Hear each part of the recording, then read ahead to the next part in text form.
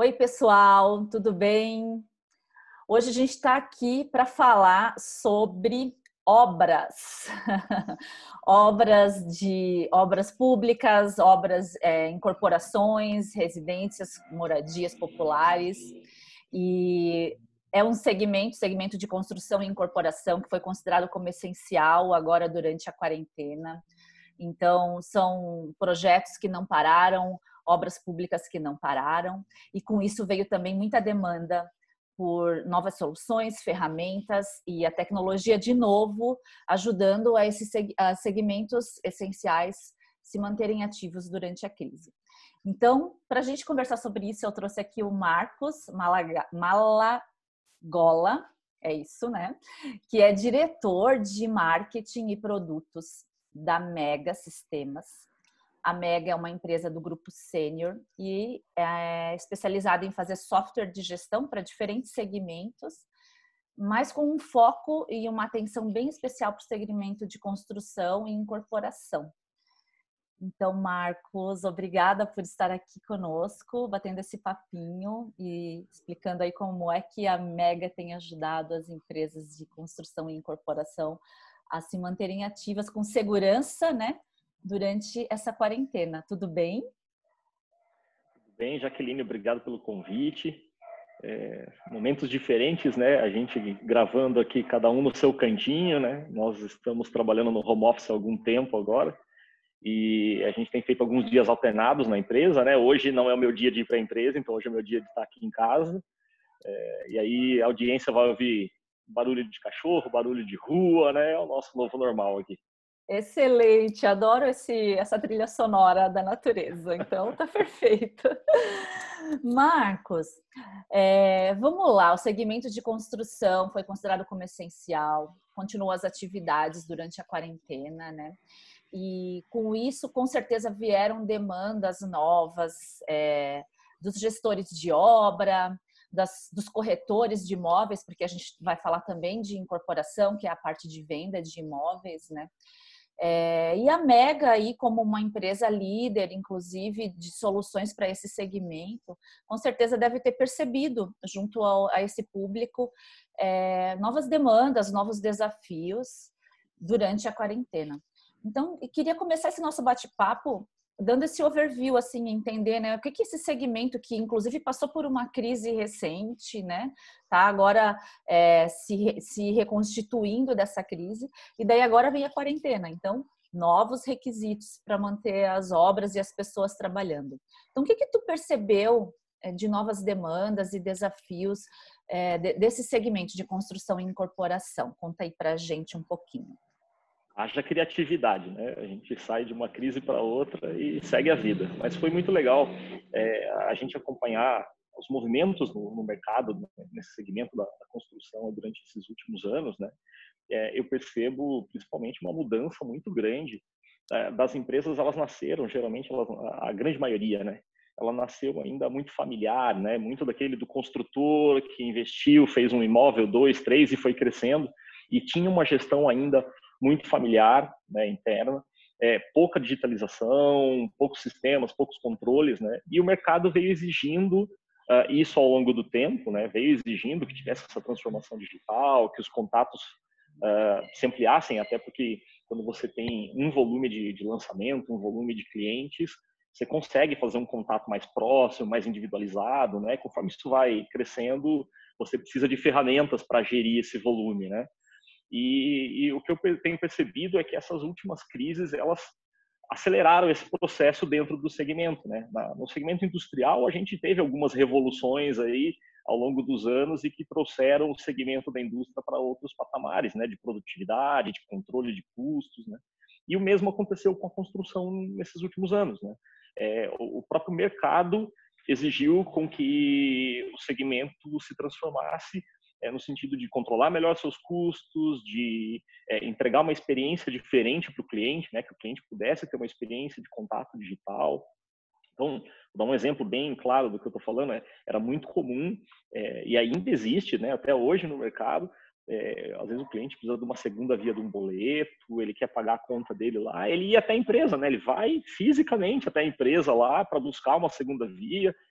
Isso, óbvio, melhorou um pouco, que ao longo dos últimos anos agora você consegue mandar um boleto lá pelo WhatsApp, por e-mail, mas agora isso acelerou ainda mais o uso de ferramentas como o HomePay, que é uma ferramenta justamente para o cliente poder ter a evolução da obra dele, para ele poder acompanhar todo o processo financeiro. Então, quando você está trancado dentro de casa, né, que você não consegue sair para ver como é que está a obra, se ela está evoluindo, se as coisas estão acontecendo lá, isso aumenta o nível de ansiedade, né? Que a construção é um nível de relação de confiança, né? Então, você confia que vai acontecer aquela obra. Então, as pessoas não podem mais sair, ficam ansiosas, e aí você tem tecnologia agora para manter as pessoas dentro de casa e que elas acompanhem a obra, que elas acompanhem o resultado financeiro, né? Enfim, são momentos diferentes que exigem com que a gente também tenha ações diferentes, né? Uhum. Com certeza, poder acompanhar a obra diminui a ansiedade, né? Principalmente quando a gente está falando aí de construções, incorporações residenciais, né? A gente fica com aquela ansiedade mesmo de saber se o prédio está subindo a parede, se saiu do fundamento, né? Então, um aplicativo é uma boa. Agora, pensando um pouquinho, né, na locomoção, até essas pessoas, né, o segmento foi considerado essencial e as pessoas precisam ir até a obra para trabalhar, né? Não, a maioria das atividades não dá para ser feita remotamente, né? Já existia um nível de requisitos alto de segurança nesse segmento, né? A gente sabe. Agora, com a Covid, né? Como é que se controla no canteiro de obras, especialmente falando de obra pública e tudo, né? Estradas, pontes. Como que o gestor da obra, o engenheiro ali, o mestre de obra consegue ter uma gestão sobre distanciamento das pessoas na obra, a locomoção, né? Se eles vêm de transporte público ou não, mas os cuidados ao chegar na obra, né? Isso demandou também novos hábitos ali no canteiro de obras e novo ferramental de controle? Eu acho que, na verdade, o mercado todo está passando por uma transformação, não só o mercado da construção, né? A gente está reaprendendo a trabalhar em formatos diferentes. Mas é óbvio que, por exemplo, uma obra ela não acontece à distância, né? Em partes. Depois eu vou voltar nesse ponto aí sobre acontecer obra em distância, porque já temos cases disso também. Mas o volume, né? O grosso que a gente vê no mercado hoje, a obra necessita de ter um contato físico ali presencial, né, para ela acontecer. Então, assim, você tem toda essa questão do distanciamento social agora, né, da importância das pessoas manterem hábitos de higiene diferentes do que a gente tinha, né, com o uso de máscara de forma constante, com o asseio das mãos aí de forma mais constante. Então, óbvio, a gente vem trazendo para o mercado um suporte com algumas ferramentas que auxiliam nesse processo, né? Desde o controle de acesso e segurança dentro das empresas, né, para que você possa cumprir os requisitos de ponto sem ter ali o contato biométrico direto, né, de uma digital, né? Você pode ter outras possibilidades de executar esse ponto. Desde a parte de treinamento e capacitação, que é super importante na construção civil. Isso já era algo de requisito por questões de segurança, né, do treinamento e capacitação, mas agora, durante esse período da pandemia, se tornou super importante, porque você não está trabalhando só a conscientização daquele colaborador durante o período da obra, né? Mas você tem todo o trajeto dele, da casa até a obra, a volta, você tem o contato dele com a família dentro da casa dele, né? Então é um trabalho de conscientização assim muito grande, muito forte. Quando eu disse da construção necessita de ter ali fisicamente, né? Fiquei curiosa. A obra acontecendo, nós temos cases, nós temos um nome de um cliente bem importante até para citar aqui, que é a TecVed. Eles fizeram, por exemplo, um hospital em 30 dias, que é um bloco um bloco novo dentro do hospital do Boimirim, tá? que é em São Paulo, né? Um hospital assim com grande acesso, né? Com grande volume de pessoas, tá? Sim, bem conhecido. Bem super conhecido, né? E o que aconteceu? Esse cliente ele trabalha num modelo um pouquinho diferente, que é o modelo de construção industrializada, tá? Então é como se praticamente você construísse, você fizesse a obra dentro do galpão da empresa, lá da TecVed, né? Você praticamente monta todo o conjunto da obra lá, e você simplesmente monta no local depois, né? Você tem um tempo de construção da obra local muito menor e com menos pessoas envolvidas também, né? Essa é uma tendência que acredito que a questão da pandemia vai trazer ainda mais em evidência, porque ela é limpa, ela é rápida, ela é eficiente, né? São novos modelos construtivos, comuns já fora do Brasil, mas que aqui ainda é bem inovador, né? A gente está falando com bastante ainda, algo que está bem engatinhando e começando a crescer. Olha, que interessante. Isso garante também uma menor locomoção de pessoas para o canteiro de obra, né? O que diminui riscos de contaminação pela pandemia, especialmente falando da Covid, né, nesse momento. Mas tem Exato. outras contaminações também, né, que podem acontecer, não só a Covid. Esses Sim. hospitais de campanha, foi bem legal de citar esse exemplo do hospital, né? Porque permite a gente entrar nesse assunto também dos hospitais de campanha, que muitas cidades no Brasil implementaram para poder atender a demanda desencadeada pela pandemia da Covid, né?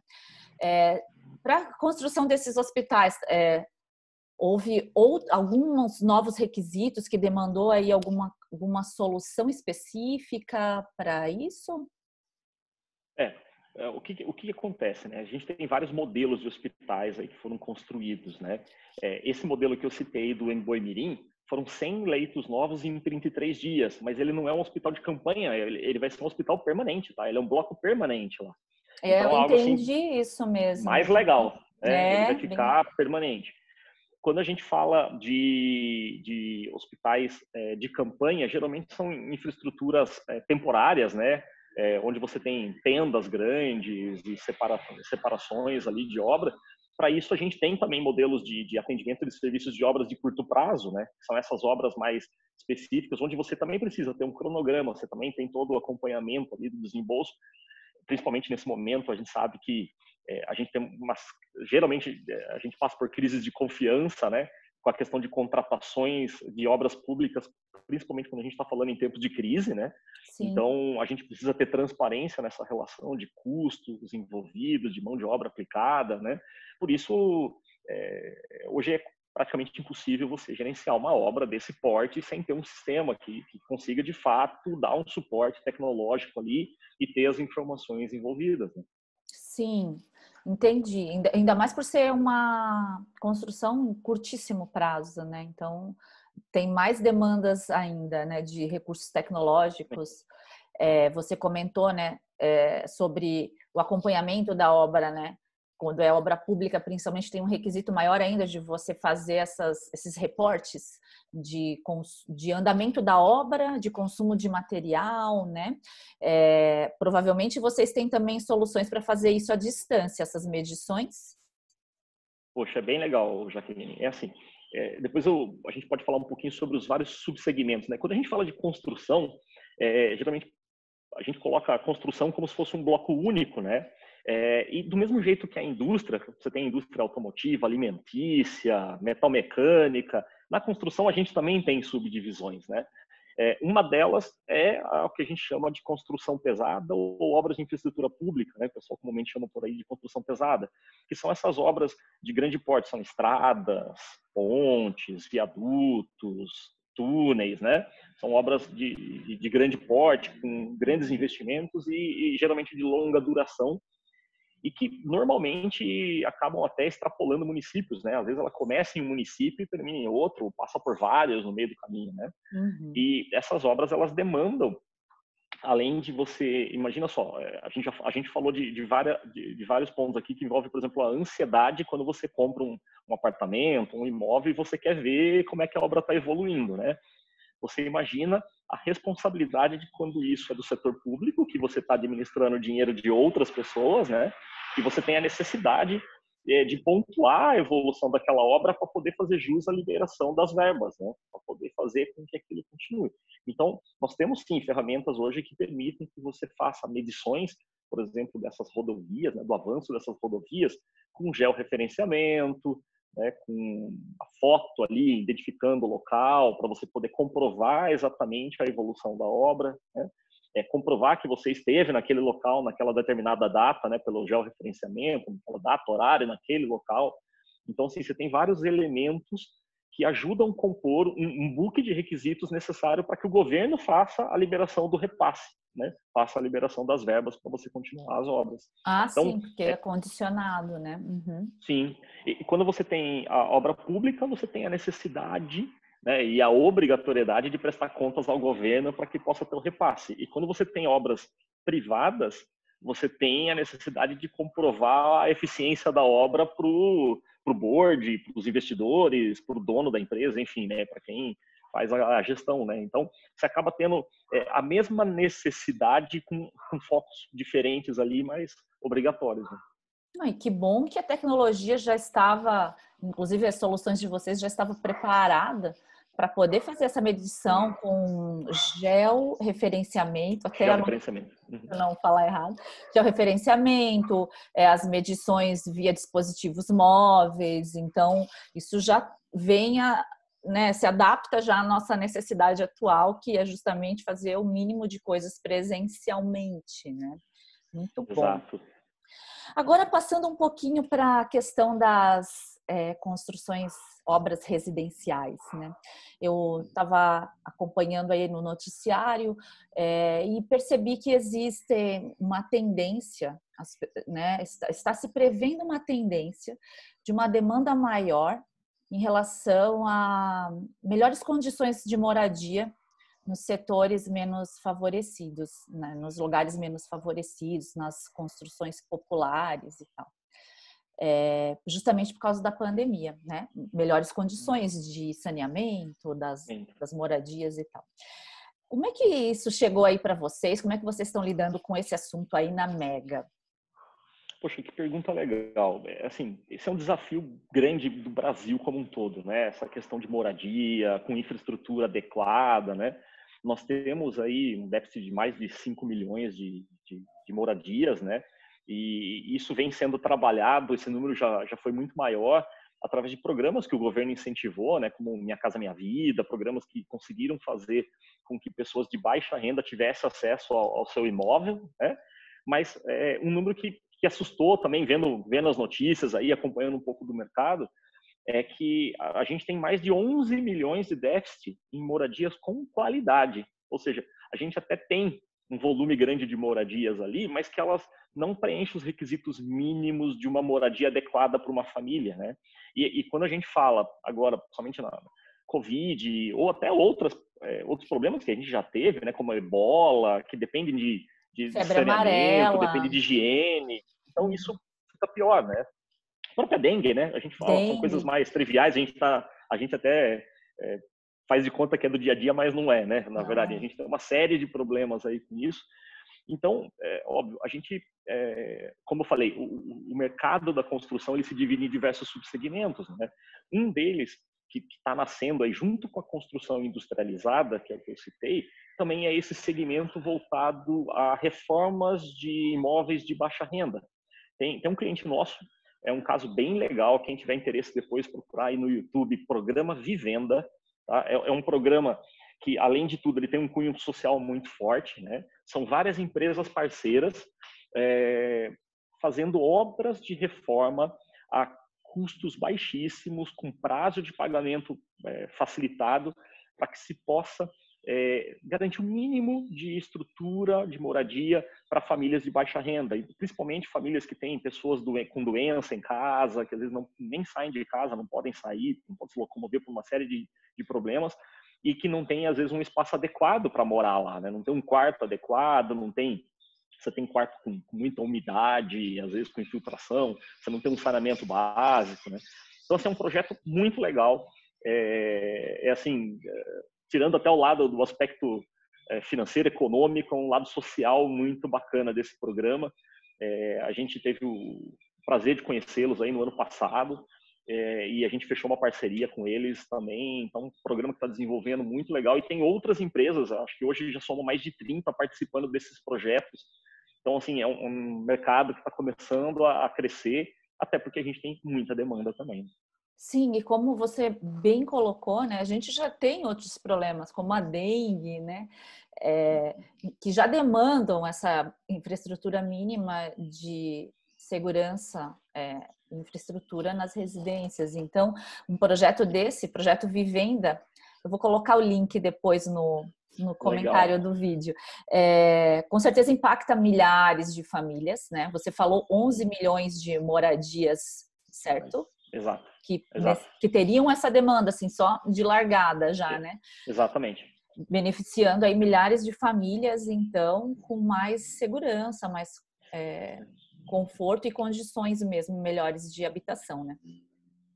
O que a gente está percebendo agora, Jaqueline? A gente tem, nesses momentos de crise, né, você sempre tem um ou outro segmento que se destaca, né, que sempre se supera ali, e dentro dos segmentos, você também tem nichos que se destacam, né? No segmento da construção, a gente entende que tem dois modelos aí nesse momento que estão se destacando, três modelos que estão se destacando bem, né? Um primeiro modelo são esses de inovação. Então, construção industrializada, novos métodos construtivos que trazem velocidade para o processo, né? Que trazem algum benefício social, né? Ou que trazem ainda algum tipo de benfeitoria para a sociedade. Tem um outro projeto muito legal que a gente acompanha, que é da empresa Recigreen. A Recigreen, o que ela faz? Ela recicla sacos de cimento e sacos de cal. Então, eles passam nas obras recolhendo os sacos de cimento e cal. Eles criaram toda uma tecnologia para limpar esses sacos, né, tirar os resíduos. Isso se transforma em papel reciclado. E o resíduo que sobra do cal e do cimento ali, eles usam num projeto social para mães de família carente que constroem vasinhos. Elas fazem vasinhos decorativos, tal. Então, um projeto muito bacana também. Você vê que a construção ela permeia um globo muito grande de fornecedores, de pessoas envolvidas, né? Tem um ecossistema bem diverso, né? Um ecossistema enorme, exato. Então, esse é assim, acho que essas inovações aí, algumas delas realmente inovadoras, outras são inovações no Brasil, né? Já existem no mundo, mas aqui no Brasil ainda não são comuns, estão se destacando. O segundo ponto que para mim também está se destacando muito legal, nós temos uma startup dentro do grupo que chama Obra Prima, e ela é focada nesses pequenos construtores, que são aqueles construtores que fazem uma casa, uma reforma, 2, 3 obras ao mesmo tempo, né, obras de pequeno porte, e a Obra Prima tem se destacado muito no fechamento de contas, porque o que acontece? Como economicamente, renda fixa, juros está caindo, você com o dinheiro no banco não está tendo tanta rentabilidade, pessoas que têm poder para investimento, elas estão dando preferência, sabem que tem um déficit, as pessoas não estão até por segurança agora, aguardando aí os próximos passos, ver como é que a gente vai sair dessa crise e tal, mas você tem aí 6 meses, 8 meses para fazer uma obra de pequeno porte, né, uma casa aí, é o tempo que a gente vai evoluir e aí você está investindo em fazer obras residenciais para que possa vender e ter uma lucratividade. Então, esse segmento também aí do pequeno construtor está bem aquecido, tá? Pequenas reformas, pequenas construções. E um terceiro, que acho que esse economicamente movimenta o país, é o de obras de infraestrutura pública, né? Então, o governo tinha um plano aí de 6 bilhões de investimento nesse ano, né? 6 bi, parece ser muito, mas na verdade é o que o DENIT, em tempos bons, gastava só para manutenção das estradas. Então, assim, é pouco dinheiro. E agora levou-se um plano aí de 30 bilhões para o mercado, que é para gerar mais de 1 milhão de empregos, né? A construção, ela emprega ainda muita mão de obra, né? É um fato gerador de mão de obra muito rápido para o governo, para a gente poder girar a economia. Então, eu acho que esses 3 itens que eu citei aí, né? Processos produtivos inovadores, processos de produção de pequeno porte, né? Pequenas reformas, pequenas obras, e obras de infraestrutura de grande porte são os 3 subsegmentos dentro da construção que nesse momento estão se destacando. Muito bom, é legal falar das pequenas reformas mesmo. Aqui mesmo no condomínio que eu moro, estão acontecendo reformas durante a quarentena. Então, Sim. É perceptível que isso continua vivo, né? E fazendo girar muita mão de obra empregada, assim, é muito bacana poder ver isso, é um ponto positivo, né? Um segmento que Exato. continua empregando. Bom, agora falando um pouquinho, então, da incorporação, né? Porque também tem a venda dos imóveis, Tem. né? Falando especialmente de imóveis residenciais ou escritórios, né? Como é que o corretor vende sem poder visitar o imóvel com o possível comprador? Poxa, isso é bem legal, né? A gente tem vários cases aí para compartilhar também. O que acontece? Né? A gente já estava vivendo um momento que as pessoas, elas, assim, querem o menos de contato possível num primeiro momento, né? Você quando vai pedir uma pizza hoje, você já não quer ligar na pizzaria mais, né? Você quer Não, pedir pelo WhatsApp, pelo iFood ali, e você não quer mais falar com alguém, até porque é mais rápido, é mais eficiente, não tem problema de não entender o que você falou, né? Então isso simplifica o fluxo, né? E a gente percebeu que mesmo em relações de venda mais complexas, como por exemplo, vender um imóvel, quando a gente fala imóvel, a gente pensa que tem uma pequena parcela da população que trata isso como investimento, como uma sobra de dinheiro que você vai capitalizar ali para gerar renda, né? A grande maioria está comprando, na verdade, o sonho da vida, né? Aquele negócio assim, é o sonho de ter a casa própria, né? De não pagar o aluguel. Então, assim, é uma das decisões mais importantes da família, da pessoa ali na vida, né? É uma aquisição de alto valor, né? E que geralmente você dura anos ali, não troca com tanta facilidade, né? É um negócio de longo prazo, né? Então, esse tipo de relação, a gente pensa assim, pô, isso daí o cara vai querer ir lá, né? Pegar um pouquinho da terra na mão, né? Dar uma olhada fisicamente, mas também está mudando, porque como a gente tem essa loucura do mundo, né, de tanta agilidade, de correria, de trânsito, né, tudo isso complica às vezes um pouco essa relação mais próxima. E aí o que acontece? Você tem hoje uma série de sistemas que a gente disponibiliza ali para os nossos clientes, né, desde você fazer tour virtual dentro do empreendimento, quer dizer, a pessoa na casa dela com óculos 3D, que dá daqueles de papelão mesmo, simples, ela faz um tour virtual para entender como é que é o apartamento, nem que não seja tour virtual, ela pode fazer também um tour guiado, né, por dentro de ferramentas, dentro de uma navegação web ali, até ela receber a proposta e assinar a proposta, tudo eletronicamente. Então, aquele tempo que ela precisaria ir, se deslocar até a empresa lá, ou o corretor precisar se deslocar até a pessoa, para colher assinatura de um monte de papel, para ter o ok ali, hoje já é bastante digital. E Uhum. essas semanas, as últimas semanas, a gente, impulsionados aí pelo Covid, né, sempre tem coisa boa também que a gente pode extrair, né, dessas crises, né?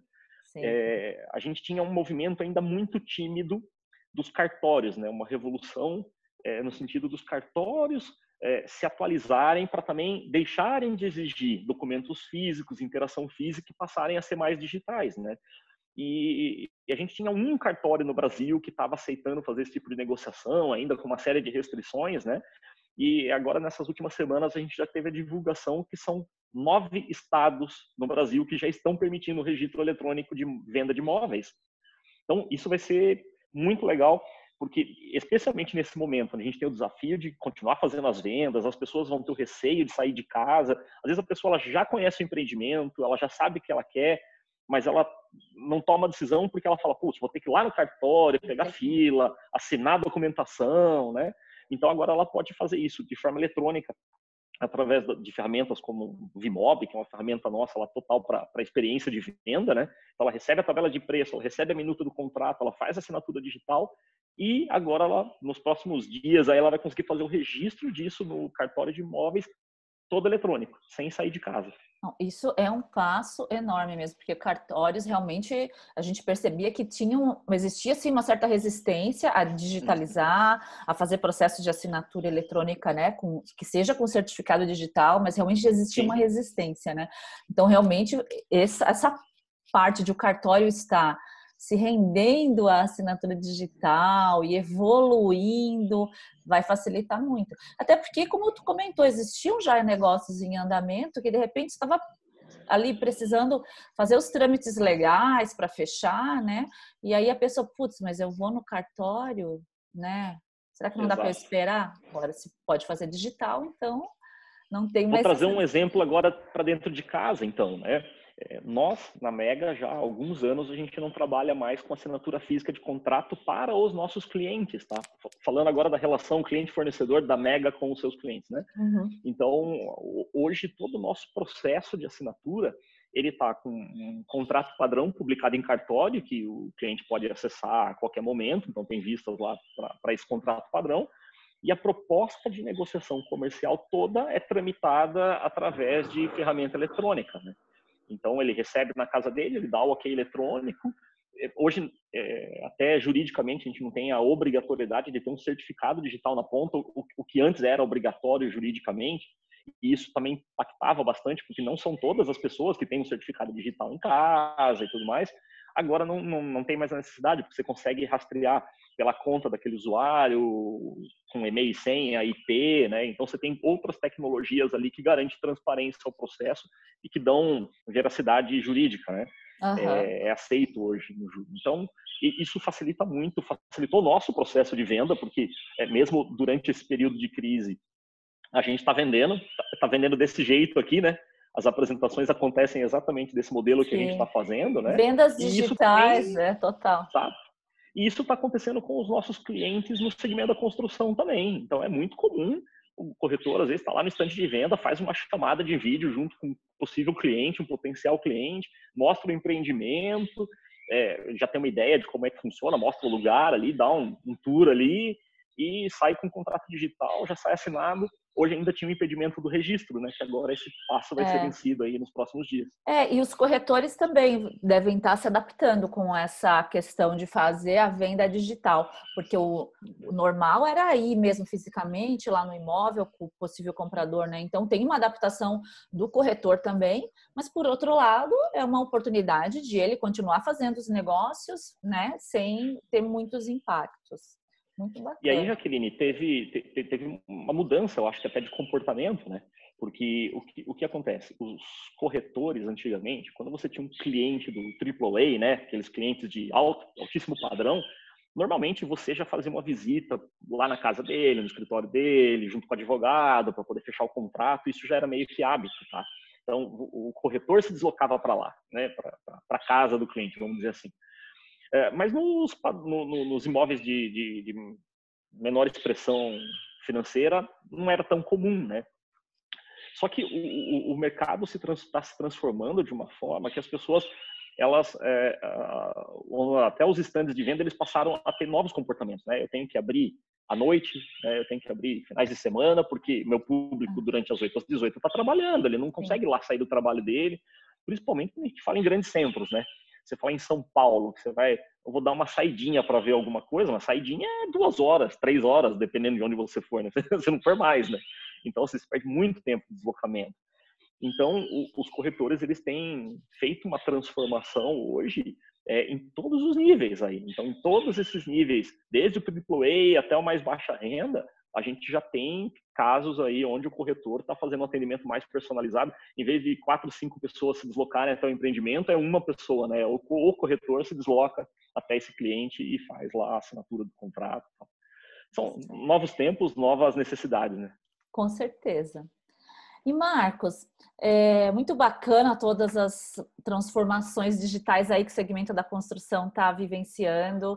Bom saber que é um segmento que já vinha um pouco fragilizado por conta da crise anterior, mas que agora nessa crise já estava meio que em processo, né, de transformação digital, então ficou um pouco mais fácil de se adaptar e manter as operações. Agora me diz uma coisa para a gente encerrar aqui. Tu tem uma mensagem, uma consideração final especialmente para esse público, né, da construção no Brasil, da incorporação, que você queira deixar aqui para a gente? O que eu percebo, e acho que eu estou há 20 anos nesse mercado, e como a gente está numa empresa de tecnologia, a gente acaba se envolvendo muito com o processo e com o negócio dos nossos clientes também, né? O que eu percebo que essa questão do termo bonito da transformação digital, ela deixou de ser um termo bonito que está publicado em alguma página e passou a ser, na verdade, uma transformação real, né, dentro dos nossos clientes, né? A gente falou bastante aqui do processo de venda, do processo de transformação ali, mas tem desde agora o processo de planejamento. O governo tem exigido hoje planejamento de obra usando modelos BIM, né, que são modelos de realidade, onde você faz extração de quantitativos e qualitativos de obra com muito mais assertividade. Então, nós falamos aqui de algumas ferramentas que a gente tem, né, como empresa de tecnologia para dar suporte para esses clientes, mas a gente tem, eu acho que alguns modelos que amadureceram, que eram modelos internacionais, e eu digo isso muito porque há mais de 3 anos a gente vem acompanhando a questão do BIM muito de perto, né? A gente já vinha monitorando há algum tempo, mas nos últimos 3 anos muito de perto, e era uma ferramenta que a gente tinha ainda pouca adesão no mercado, né? Era um modelo com pouca adesão. E essa nossa ferramenta, o Hub, que aí nos últimos meses ele tem assim, estourado de vender. Por quê? Porque o mercado se viu obrigado a se transformar e a ter entregas mais assertivas, né?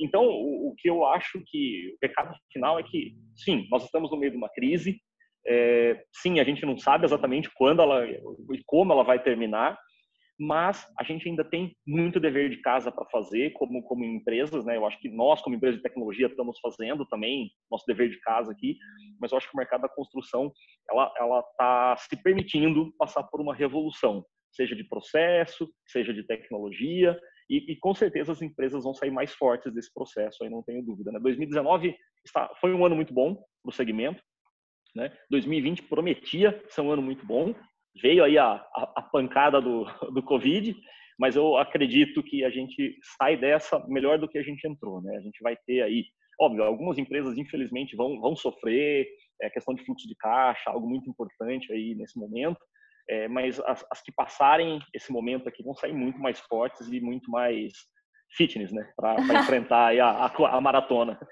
Tá certo, Marcos, muito obrigada. Pessoal, espero que vocês tenham gostado aí das novidades do segmento de construção e como que a tecnologia contribui fortemente para esse segmento continuar operando, é um segmento essencial. E eu vou usar as palavras do Marcos aqui. Espero que vocês tenham curtido a transformação real desse segmento das empresas, seja em processos, uso de tecnologia e até do comportamento das pessoas que trabalham nesse segmento, né? Frente às novas demandas, os nossos novos hábitos e comportamentos aí que a pandemia trouxe para a gente. Marcos, obrigada. Até a próxima. Eu agradeço. Obrigado pelo convite.